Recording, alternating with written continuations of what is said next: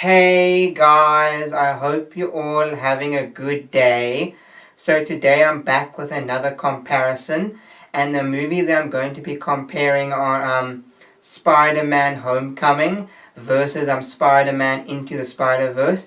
These are the two most beloved Spider-Man movies, not just by fans, also by critics. And what's kind of interesting is these movies are only a year apart from each other. And the things that I'm going to be comparing is the story, the humor, the action, the villain, and the mentor. And what I mean about the mentor is both movies have this trope where it's like a older superhero is mentoring the younger superhero. The story. So one thing that I noticed when I was watching both movies is that they're very similar, but they're also not very similar. And I know that it might sound weird. So Homecoming is Spider-Man's introduction into the MCU, and the movie is about Peter Parker, the kid who is Spider-Man, and you see him go through high school, and he's also under watch by Tony Stark, Iron Man, to see if he is ready to become an official Avenger. And Spider-Verse is the origin story of Miles Morales, who is another kid that also gets bitten by a radioactive spider. And he teams up with other spider people from other different universes. So there's like a fully grown adult Peter Parker. There is Spider-Gwen, Gwen Stacy, a girl version of Spider-Man. There is Spider-Noir. There is an anime style Spider-Girl. And there's Peter Porky, Spider-Ham, literally just a Spider-Pig. Regards to the stories, both stories are great in their own way, and both stories are different from each other, which I really appreciate. But I got to say that Spider-Verse has a better story, just because it's the type of story that we've never heard before.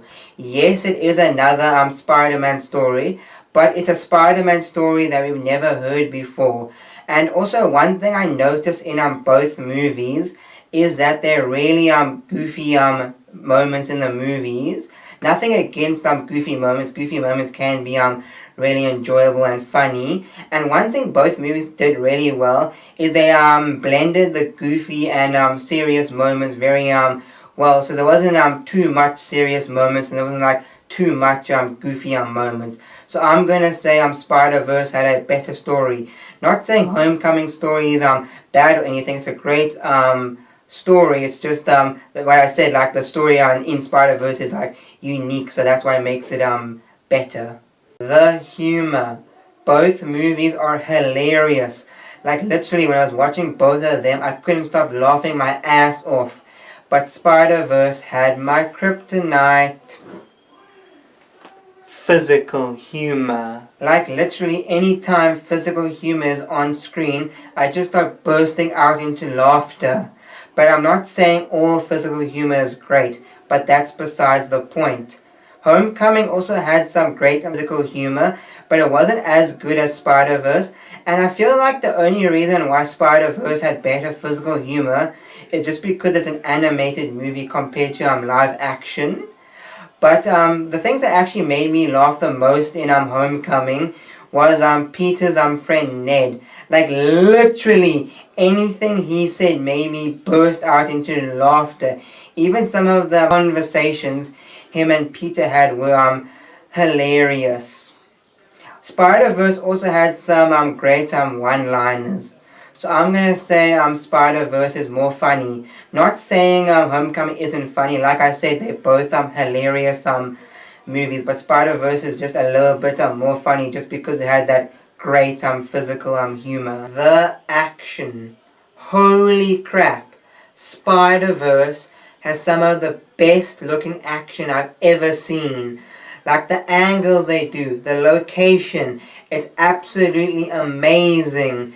And the angles that they do in that movie are angles that you'll probably never see in a live action movie. And that's the beauty of animation, where you can do stuff that's not realistic, and you can do stuff that's not like seen in the real world. Because sometimes I hear people talking about animated movies, and then they say like, well, it's not realistic enough. Who cares? That's why you watch animation. That's why sometimes you will put on an animated movie instead of a live action movie, because it's not realistic.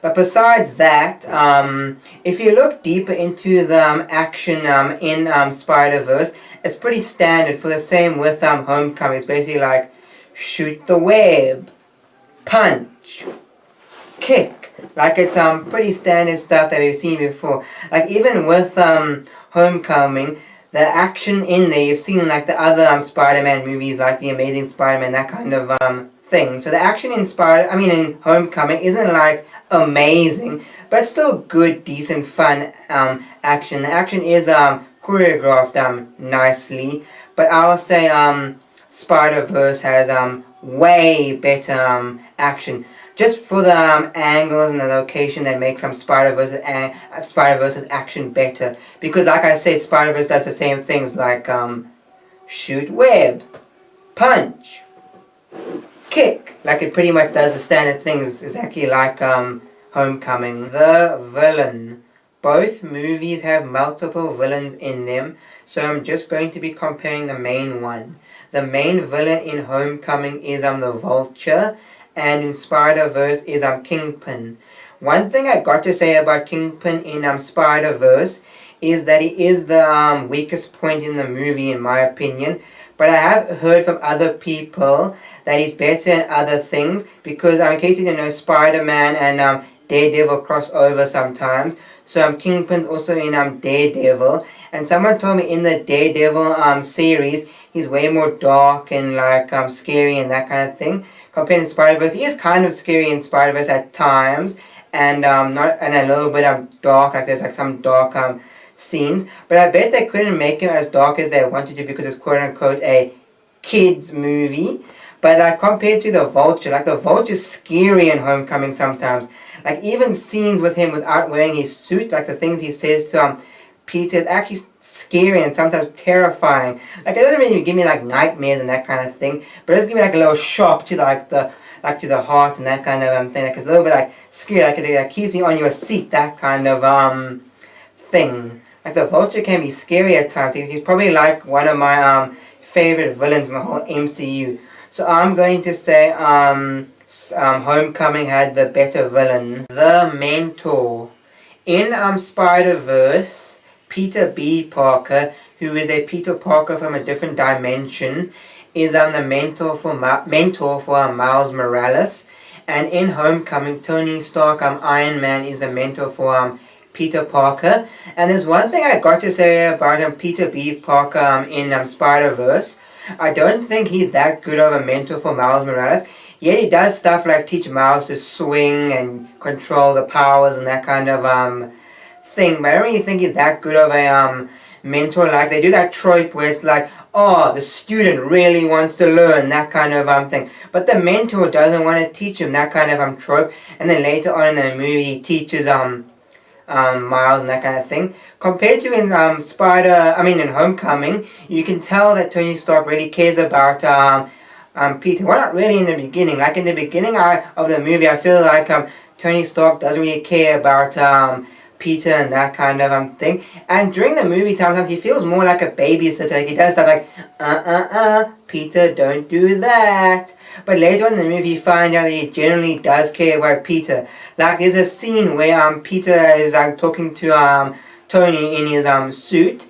And he's like, if you really care, you would be here. And he pops out of the suit and says these things. And it really feels touching. Like that moment, it feels like he's not just a mentor, he's actually a father. And like that's a really emotional and like a nice scene that makes you feel like, oh, Tony Stark actually really cares about Peter. Compared to in Spider-Verse, there's like little moments where I can tell Peter B. Parker actually cares about Peter, but for the most part I don't really. And some of the times it's made up for like comedy, which isn't like a bad thing. Comedy's great, but it feels like Peter B. Parker doesn't care that much about Miles compared to how much Tony actually cares about Peter in Homecoming. So I'm gonna say Tony Stark is the better mentor. So well guys, that's all I really got to say. Please like, share, comment and subscribe. Also comment down below if there's any movies you want me to compare, like movies that are similar or like originals to sequels, that kind of thing. Leave it in the comments down below. And also comment down below which movie you think is better, Homecoming or Spider-Verse. We found out which one's the best Spider movie. Spider-Man Into the Spider-Verse is the best Spider-Man movie so far. That's all I gotta say. And now guys, I'm going to show you some clips of me doing a Spider-Man pose from when I went to this water sports place. They had a cliff jump. So cue those clips right now.